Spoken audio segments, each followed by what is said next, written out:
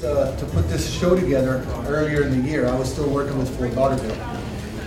And actually the key thing that we agreed to do this actually almost had nothing to do with the actual show itself, but the opportunity to get multiple generations of travel people in one environment. We embarked on this endeavor.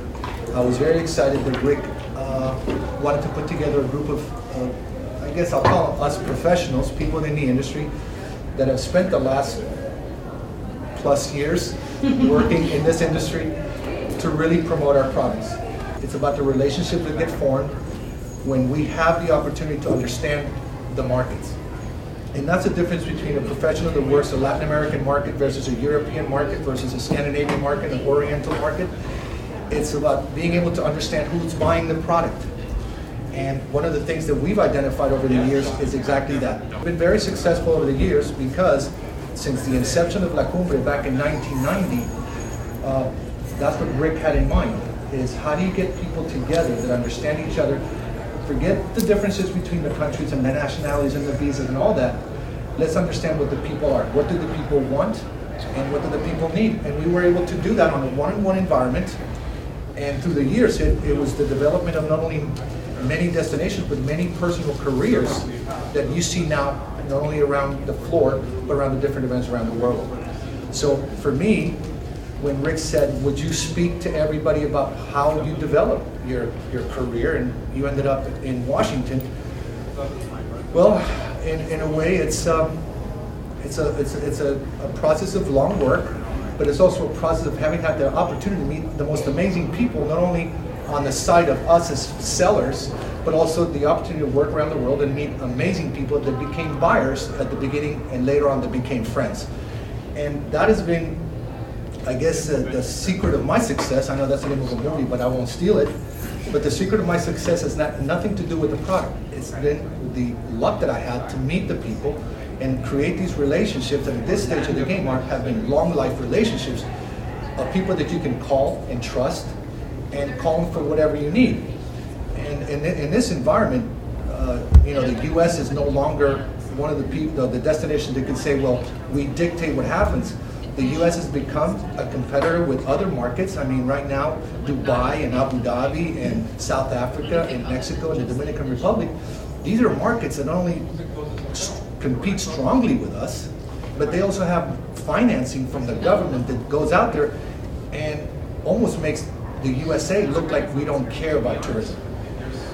With what I've done over the years, and I think I'm proud to say that Fort Lauderdale became an international destination over years of hard work. And the opportunity to take this career and move it to Washington is an incredible opportunity for me. And it's not only that as a professional challenge, but it's an honor. And the opportunity and challenge to be able to place the U.S. as a really true product, competing directly with the big company, the big destinations like I said, United Arab Emirates, that all they have is cash to promote their product. Here we're going to do it. Brand USA is going to step up to the plate and be able to do that, compete directly with that. So as this develops as a program with Brand USA, has a lot to do with what I think myself and my team bring to the table, and that's a combination of people that have great relationships in the market. And we sit around the table here, we're friends. But those friends developed from a business relationship and became friendships. And I actually encourage people when I have an opportunity to talk at schools and my students at Johnson & Wales University, which I teach once a year, and I tell the kids, yes, you're going to go out there and meet buyers and you're going to meet clients, you're going to meet people that are going to do business with you, but always remember that they will buy a product from you when they like you. If they don't like you, they're not going to buy from you. And there's so much product out there that will actually buy from someone else. I have a 20-year-old daughter that goes to school in Boca, and I took her out to dinner last night.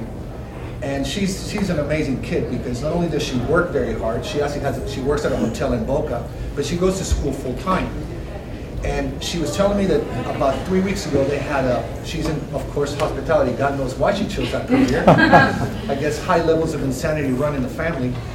But the funny thing is, she told me last night that they had a little get-together at school for the kids that are actually going to go for graduate programs with FIU in Boca.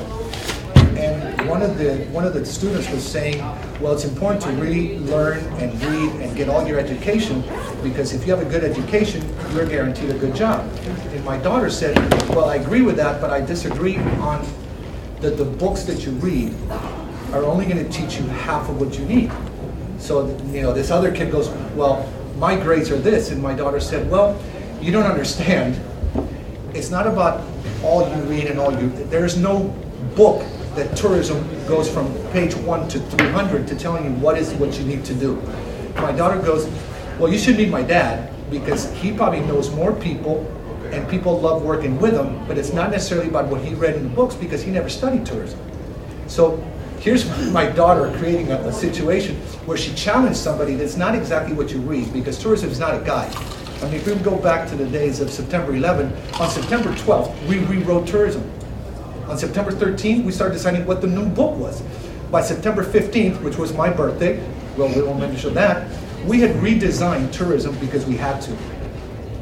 We figured out that airlines were the main component of international travel.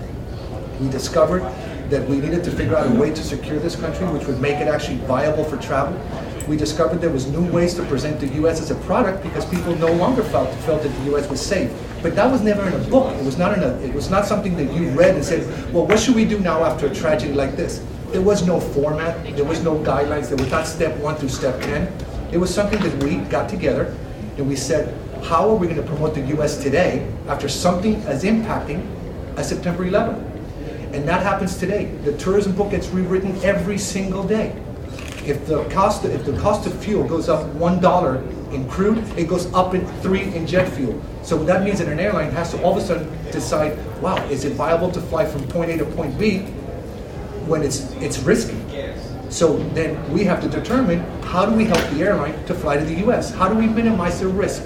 Well, if we have our destinations work directly with the airline, we can minimize that risk. Again, we don't know when the price of fuel is going to go up. But we do know that we can react to it by creating campaigns that will help the airline sell more seats. If the airline sells more seats, they minimize the risk on their route development. I'm the luckiest guy alive to be able to have a job representing the United States of America.